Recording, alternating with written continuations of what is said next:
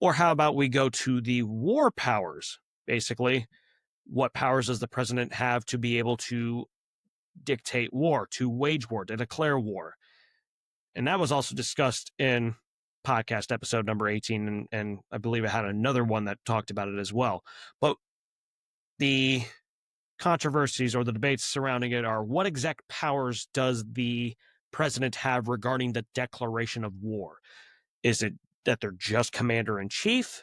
Do they get to declare war unilaterally? Do they have to get permission from Congress first, or can they declare war and then later on get permission from Congress?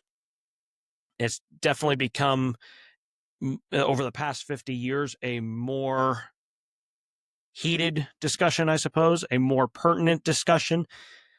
So if we look at it in the context of efficient government versus deliberative government, somebody who supports a more efficient government is probably going to be more supportive of the president having more wide-ranging war powers, because they're going to say that the president should have more power to declare and or make war, and that he needs to be, or she needs to be able to be swift in responding to international issues concerning warfare, because when it comes to war, it tends to be a very pressing issue. People are dying. People are losing their homes. People are being starved and tortured.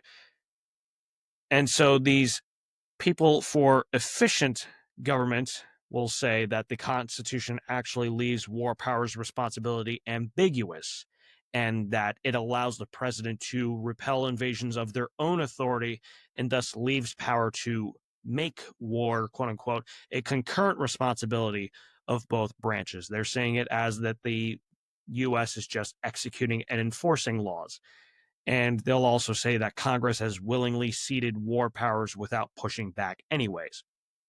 On the flip side, somebody who supports a more deliberative government will say that the president should have less power to declare and or make war, and that they need to refer to other branches, particularly Congress, on what to do, because it is such a wide-ranging issue and so many people are being negatively impacted. You need to be able to take the time to think things over about how best to proceed with these issues in warfare.